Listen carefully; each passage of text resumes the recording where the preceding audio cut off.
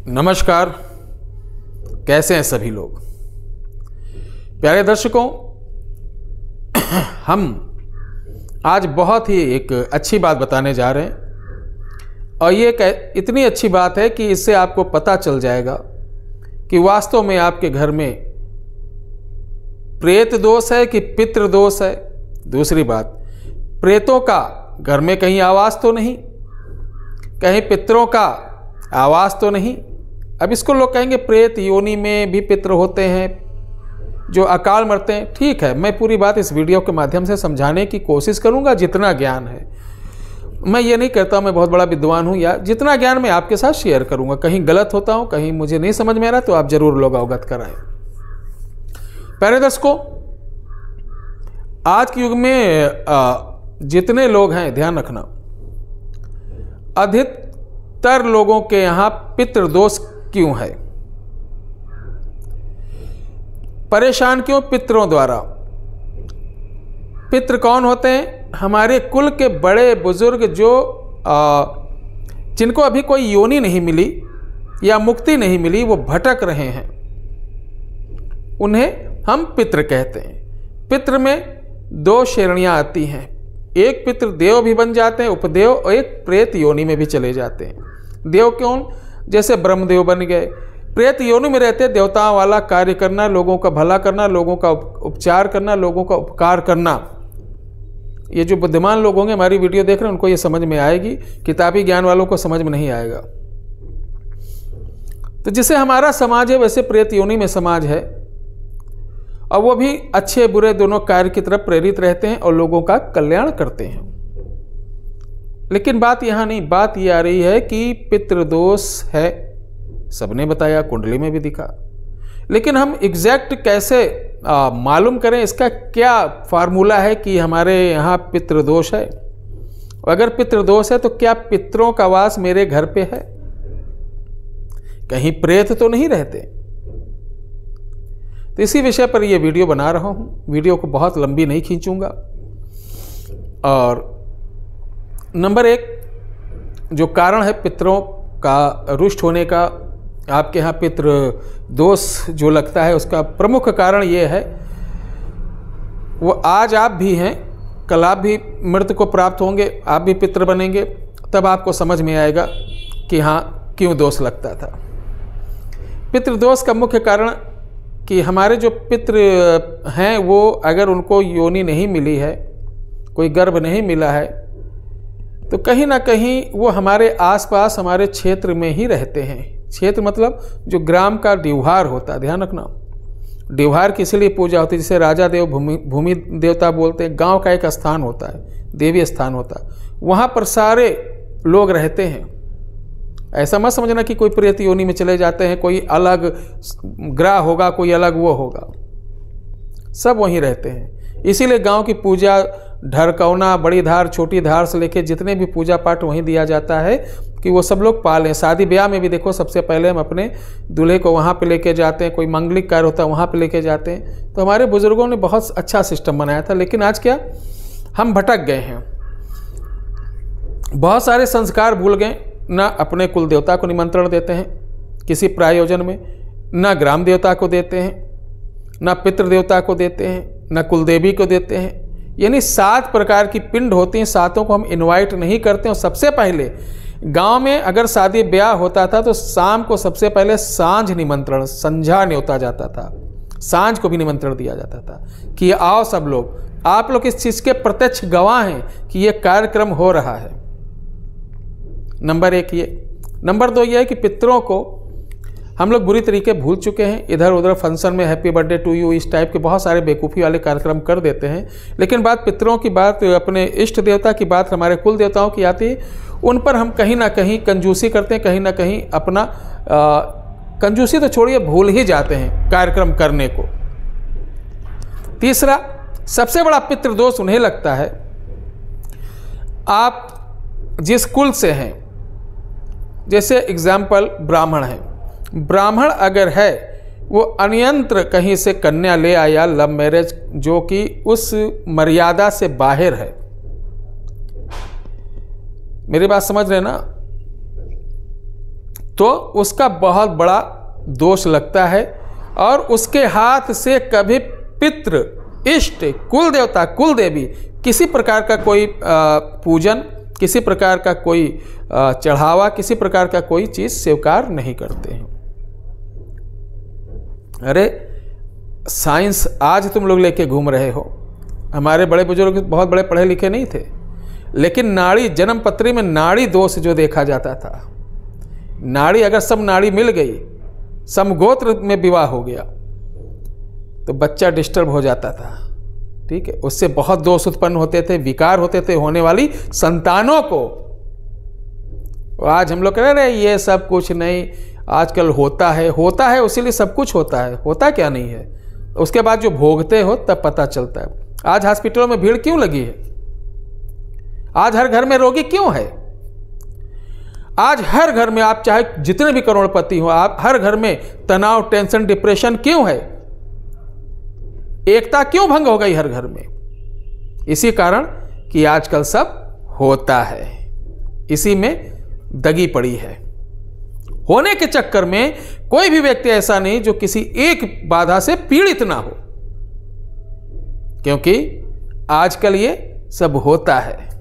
इसी चक्कर में आपके जिसको आपने खिलाया है, पैदा किया है, अच्छी अच्छी महंगी चीज़ें दिलाई हैं, इसी युग में बता रहा हूँ, अगर आपका बेटा 4-5 साल 10 साल का है, रुक जाइए 20 साल, वही बेटा उसी की पत्नी आपको कहेगी पापा आप अपना इंतज़ाम कहीं अलग कर लीजिए, हम एडजस्ट नहीं हो पा रहे हैं, पापा अब हम आपको संभाल नहीं पाएंगे। ये देखिएगा, आप कुछ नहीं कर पाएंगे, ताकते रहेंगे, पछताएंगे, हाथ मलेंगे, काश मैं इनको संस्कार दिया होता।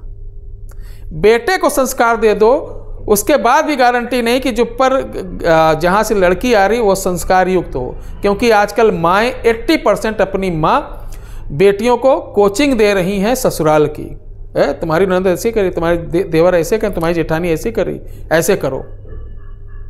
और कुछ सास भी हैं जो अपनी बहू को एक बेटी स्वरूप नहीं मानते हैं। फिर मैं अलग जा रहा हूँ, वीडियो लंबी हो जाएगी, आता हूँ मुद्दे पे। तो पितृदोष का यही कारण है, नाड़ी दोष, कुल दोष इत्यादि, गोत्र दोष, विगंत जाति दोष। तो अगर किसी प्रकार का दोष है तो आपको चलिए शुरुआत करते हैं। आपको अमावस्या को 8 प्याले लाना मिट्टी के प्याले लाके पहले पानी में भिगो दो। जो दिवाली नहीं है तो दिवालियाँ, उसको पानी में भिगो दो कि अच्छी तरीके वो पानी जज्ब कर लें, ताकि आप तेल वगैरह डालें तो वो सूखे ना। पानी में निकालने के बाद उसको 1-2 घंटे बाहर रख दो। अमावस की रात को आप ये अपने घर के मध्य, फ्लैट में रहते तो कमरे में कहीं एकांत जगह अच्छी तरीके पोंछा ओछा लगाकर 4 प्याले में कच्चा दूध डालिए और 4 में डालिए तिल का तेल, और ये 8 हुए। इन चारों का, एक तिल के तेल का, एक दूध के तेल का, ये एक सेट बना, तो ये 4 सेट बनेंगे, यानी 4 पेयर। अब ये चारों पेयर को उठाना है, घर के जहाँ आपने झाड़ू पोंछा लगाया है अच्छे तरीके, वहाँ 4 कोनों पे कम से कम 2 फुट के स्क्वायर फुट में दूर दूर रखना है। और चौक होती, चौक से एक पे रा लिख देना, जहाँ पे रखेंगे रा, एक पे माँ, एक पे हा, एक पे ला, किसी पे दाहिने बाएं उल्टे सीधे कहीं लिख दो, चारों पे अक्षर होना चाहिए।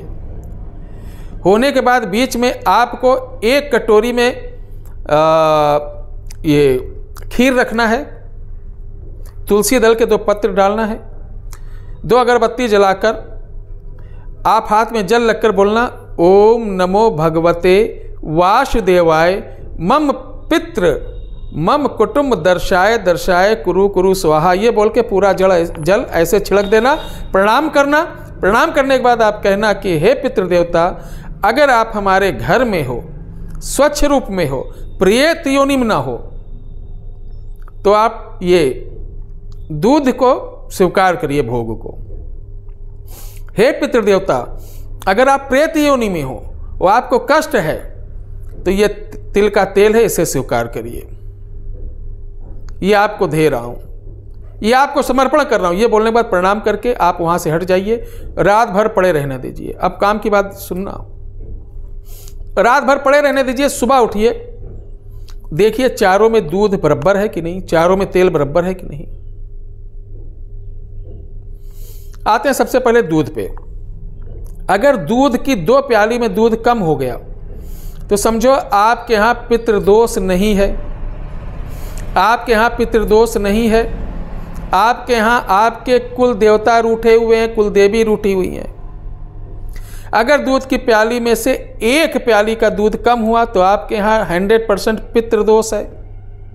और पितृ आपके ग्राम, आपके घर से टच हैं, हमेशा नजर रखते हैं। ठीक है, ये हो गया। और यही अगर तेल में 1 प्याली का तेल कम हुआ तो आपके यहां 3 प्रेत दोष का कारण बताते हैं। 2 का अगर कम हुआ तो 2, 3 प्याली का तेल कम हुआ तो 1 प्रेत दोष आपके यहां, यानी प्रेत पितृ बनकर आपके यहां है। अगर तीनों में से, चारों में से कुछ भी कम नहीं हुआ तो समझ आइए प्रेत दोष नहीं है। अब इन प्यालियों को क्या करना है,